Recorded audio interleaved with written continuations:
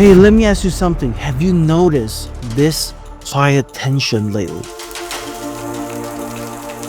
Nothing is technically wrong.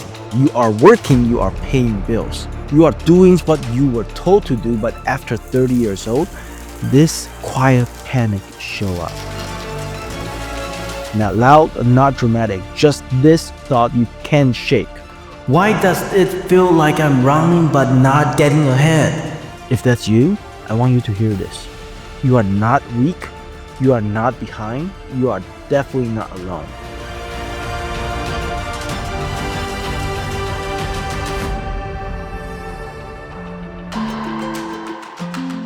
Here's why this feeling is everywhere right now.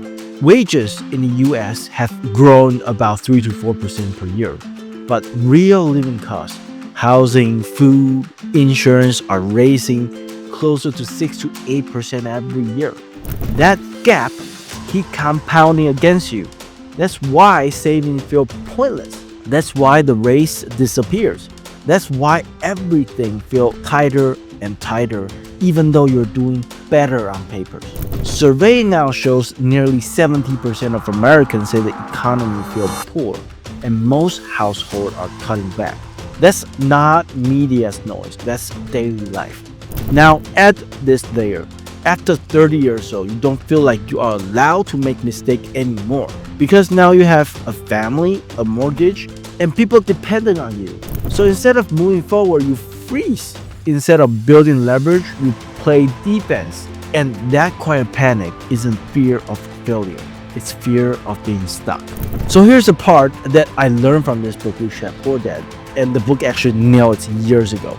Most responsible people follow what I call the poor dad path. They work hard, they save money, they avoid risk, they pay down the debt, they hope the stability lasts. That advice worked in a world with pension, cheap housing, low inflation. That world is completely gone. The rule has changed, but the education didn't. So here's what I learned. When uncertainty rises, the wealthy doesn't really save harder. They reposition. They move from labor to ownership. They move from saving to cash flow. They move from waiting to structuring. They don't ask, is this risky? They ask, how do I control income? How do I reduce downsides before I buy? How do I use structure instead of cash? That is financial education. Let me make it practical. If that quiet panic is sitting with you, here are 3 things normal people can actually do right now without quitting your job or gambling. Step number 1, stop waiting for perfect. Perfect investments are expensive. Imperfect businesses with cash flow are powerful. You don't really need a startup. You don't need a huge down payment. You do not need a genius idea. What you need are existing demand, existing revenue, existing operation. That's why boring businesses work. Step number 2, learn creative financing. The rich don't buy with cash first. They use seller financing, subject to debt, earn-out, partnership. Why? Because structure always beats prices. Most people lose opportunity because they try to buy like employee. Owners buy like problem solver. Step number 3, stop thinking solo. This is where most people stay stuck. They think, I need more money before I can start. The rich actually thinks, who can I do this with? Deals don't happen in isolation. They happen in rooms, relationship, and community.